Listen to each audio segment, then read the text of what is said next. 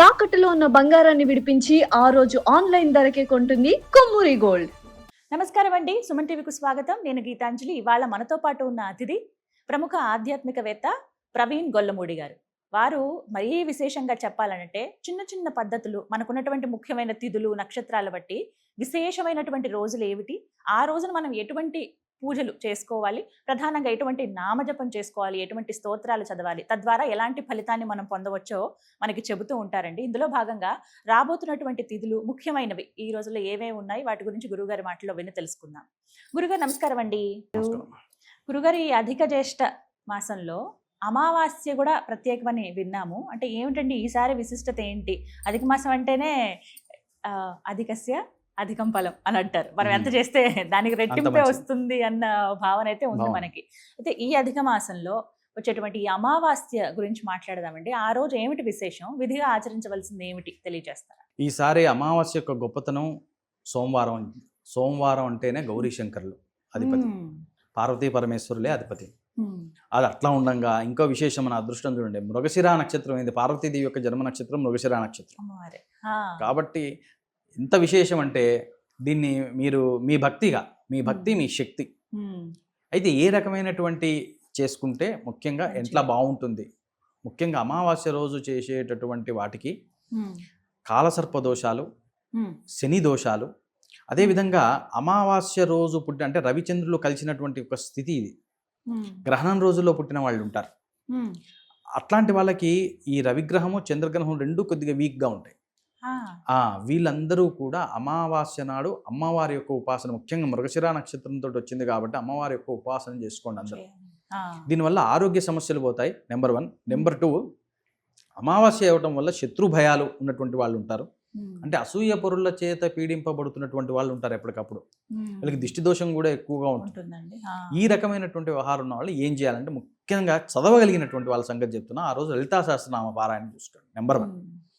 ఎందుకంటే శనివారం నాడు చేసుకునేటటువంటి సాధనకి మానసిక బలం బాగా పెరుగుతుంది. కాబట్టి అమావాస్య నాడు చంద్రుడు 0లో ఉంటాడు కాబట్టి మనస్సుకు సంబంధించినటువంటి ఇది ఏదైతే ఉందో సోమవారం వచ్చింది ఖాళీగా ఉంటుంది మనస్సు. ఎందుకంటే చంద్రమా మనసో జాతః, మనస్సు నిర్దేశించేటటువంటి చంద్రుడు లేడు ఆ రోజు. సో నీ మనస్సు అంతా ఖాళీగా ఉంది, దాన్ని దివ్యత్వంతో నింపు. మృగశిర నక్షత్రం అమ్మ నక్షత్రం ఉంది, కూర్చొని లలితా పంచరత్నం చేసుకో. ఒకవేళ సహస్రనామాలు చాలా ఎక్కువ సమయం పడుతుందండి, మేము చేయలేమనే వాళ్ళు ఉంటారు, కూర్చొని చక్కగా లలితా పంచరత్నం చదువుకో. ఈ లలితా పంచరత్నం గురించి చెప్పాలంటే చెప్పటం కంటే పుస్తకం రాయటం 300 పేజీల పుస్తకం అయితే ఎంత గొప్పగా ఉంటుందండి. దాని యొక్క అనుభవాలు అట్లా ఉన్నాయి. నా దగ్గరకు వచ్చి చెప్పిన వాళ్ళు ఏమంటే పంచరత్నం చేయమన్నారు, ఇట్లా నల్లేరు మీద నడక అయిపోయింది నా పని, అసలు అవుతుందో కాదో అవ్వదు అనేటటువంటి పనులు కూడా నల్లేరు మీద నడకగా అయింది. ఇప్పుడు సహస్రనామాలు చేసేవాళ్ళు అందరూ చేయగలుగుతారా అండి? ఇప్పుడు పొద్దున్నే 9 గంటలకల్లా ఆఫీస్లో ఉండాల్సిన పరిస్థితి ఉంటుంది. మరి ఎప్పుడు లేవాలి, ఎప్పుడు రెడీ అవ్వాలి, ఈ మధ్యలో సహస్రనామాలు ఎప్పుడు చదవాలి, చదివినా స్థిమితంగా చదవగలుగుతారా? హడావిడిగా ఉంటుంది. కాబట్టి ఏదో ఆదివారాలు అంటే చదువుకుంటారు, కానీ ఇట్లాంటి ఇది సోమవారం వర్కింగ్ డే అయింది కాబట్టి ప్రత్యేకంగా భక్తులకు చెప్పేది ఏంటంటే లలితా పంచరత్నం చదువుకున్నా చాలు. లలితా పంచరత్నం అనుకోండి, టైం ఉంటే 9 సార్లు చదువుతావు, లేదా 3 సార్లు చోట ఆపుతావు. నీకు లలితా సహస్రనామాలు మొదలు పెడితే ఆ సౌలభ్యం లేదు.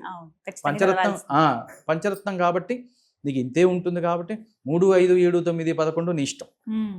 అట్లాగే ఆ రోజు మృగశిర నక్షత్రం అయింది కాబట్టి అమ్మని దృష్టిలో పెట్టుకొని కూడా ఈ మళ్ళీ నేను చెప్పింది ఇందాక అర్ధనారీశ్వర స్తోత్రం అనేటటువంటి చాలా గొప్ప స్తోత్రం. ఆ రోజు ఇప్పుడు అర్ధనారీశ్వర స్తోత్రం ఎందుకంత గొప్పది ఏంటంటేనండి, సింగిల్ బాడీ కానీ అందులో 2 ఉన్నారు కాబట్టి అదొక గొప్ప యూనిక్ కాంబినేషన్ శివుడి దగ్గర. ఈ ఎక్కడ దొరకదు. ఇంకా అర్ధనారీశ్వర స్తోత్రంలో ఉండేటువంటి గొప్పతనం మనకి ఏ తత్వంలో కూడా దొరకదు. కాబట్టి ముఖ్యంగా ఇంట్లో సుఖశాంతులు ఉండాలి, ఇంట్లో కలిసి ఉంటున్నటువంటి 2 హాయిగా ఉండాలి. ముందు వాళ్ళ యూనిట్ వాళ్ళకి చక్కగా ఉండాలా, అమ్మ నాన్న అక్క చెల్లెలు అంతా పక్కన పెట్టండి, ఫస్ట్ వాళ్ళిద్దరు సరిగ్గా ఉండాలిగా. అసలు వాడు సరిగ్గా ఉంటే ఇంకోటి తెచ్చి ఇంట్లో పెట్టుకుంటాడు. అసలు వీళ్ళిద్దరి మధ్య సహజ లేని రోజులు వస్తున్నాయి కాబట్టి తప్పనిసరిగా అర్ధనారీశ్వర స్తోత్రం ఒక అండర్స్టాండింగ్. అంటే కేవలం భార్యాభర్తలనే కాదు, ఒక్కోసారి పిల్లలతోటి మిస్అండర్స్టాండింగ్స్ ఉంటాయి, ఏ రకమైనటువంటిదైనా కానివ్వండి. ఈ అర్ధనారీశ్వర స్తోత్రము ఎవడైతే చేస్తాడో వీడి కంట్రోల్లోకి ఇంకోటి వస్తాడు. ఎందుకంటే బ్రెయిన్ ఒకటే, బాడీస్ 2. కాబట్టి ఆ రకమైనటువంటి పుల్లింగ్ సెన్సేషన్ తోటి స్వామివారు కుటుంబ సభ్యులందరినీ కట్టిపడేస్తారు. కాబట్టి అద్భుతమైనటువంటిది ఈరోజు ముఖ్యంగా మృగశిర నక్షత్రంలో సోమవారం కూడా అవటం వల్ల విలహాష్టకము, లింగాష్టక పారాయణ చేసుకోవటము, స్వామి నమశివాయ అనేటటువంటిది చేసుకోవటము, ఈ మనం చెప్పినటువంటి అష్టక స్తోత్ర పారాయణ చేయని వాళ్ళని శ్రీమాత్రే నమః, అమ్మ స్వరూపం, సౌందర్యలహరి చేసే వాళ్ళు ఉంటారు, అది కూడా కనీసం ఒక్కటన్నా చేయొచ్చు అని అన్నారండి. సౌందర్యలహరి స్తోత్రము ఇప్పుడు అంతా ఎట్లా చదవగలుగుతారు? ఇప్పుడు గుండెకాయ ఎక్కడుంది, మనిషిలో గుండెకాయ ఎక్కడుందంటే ఇక్కడ చూపిస్తారు. సౌందర్యలహరి మొత్తానికి గుండె ఎక్కడుంది అంటే 3వ శ్లోకంలో ఉందట.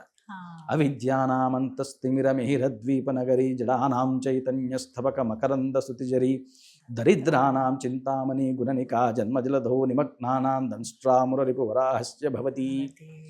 ఇది ఎవడి నోటి మీదైతే ఉంటుందో వాడికి ప్రత్యేకించి అసలు ఏమి చేయక్కర్లేదండి. ఇక అంతే అంటారు. అసలు అందులోనే అన్నీ వచ్చేసాయి.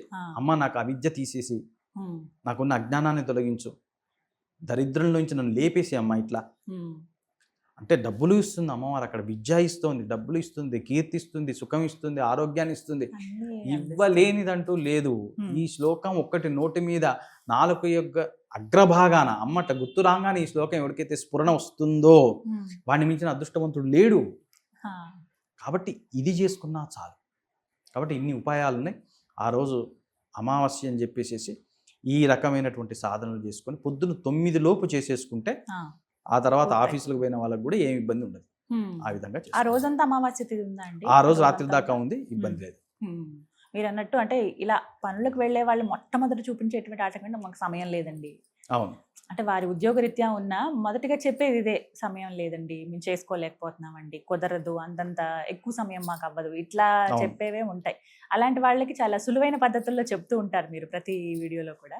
అదేవిధంగా ఈ జ్యేష్ఠ అమావాస్య కూడా ఈ విధంగా చేసుకుంటే చాలు. ఈ విధంగా చేసుకుంటే చాలు. స్వీయ సాధన లేకుండా దేవాలయ సాధనలు ఎన్ని చేసినా, ఇప్పుడు దేవాలయానికి అందరూ వెళ్తున్నారు, అందరికి రిజల్ట్స్ రావట్లేదు. మనం గమనించి చూస్తే నిజంగా క్రోడీకరణ చేస్తే అందరికీ రావు. 60%, 40% ఉంటుంది. మిగతా వాళ్ళందరూ ఏమవుతున్నారు అంటే వాడికి స్వీయ సాధన లేదు. స్వీయ సాధన చేసి దేవాలయానికి పోతే +-, పెడితేనే బ్యాటరీ పనిచేస్తుంది. ఏ ఇన్స్ట్రుమెంట్ పెట్టాలని ఇప్పుడు బ్యాటరీకి కూడా అటు ప్లస్ ఇటు మైనస్ ఉంటుంది. ఎందుకుంటున్నది? ఈ రెండు లేని స్వీయ సాధన, దేవాలయ సాధన దీనికి గుర్తు. పాజిటివ్ ఎనర్జీ, నెగిటివ్ ఎనర్జీ, ఇది మానవత్వం, దివ్యత్వం, ఈ రెండింటిని కలిపేటటువంటిది ఏంటి? సాధన. ఇది లేని వాడికి ఎన్ని గుళ్ళు తిరిగిన వాడు తిరిగినట్టే ఉంటాడు. కాబట్టి మనం ఏం చెప్తున్నాము? అష్టక స్తోత్ర పారాయణలతో ఆపకుండా నీకు అసలు నోరు తిరగని వాడివైనా సరే 5 అక్షరాల మంత్రాలు చెప్తున్నాము. వీటికి ఉపదేశం అవసరం లేదని చెప్తున్నాము. ఇక చేయవలసింది ఏంటంటే నీకు బుద్ధి బుట్టి చేసుకోవటం ఒక్కటే బ్యాలెన్స్. అంతే. ఇంత ఫ్రీడమ్ మనకి ఏ ధర్మంలో దొరకదు. సనాతన ధర్మం యొక్క గొప్పతనం అది. మంచి మాట అన్నారు చివరిగా. చాలా సంతోషం, చక్కగా వివరించారు. ధన్యవాదాలు గురుగారు. ధన్యవాదాలు.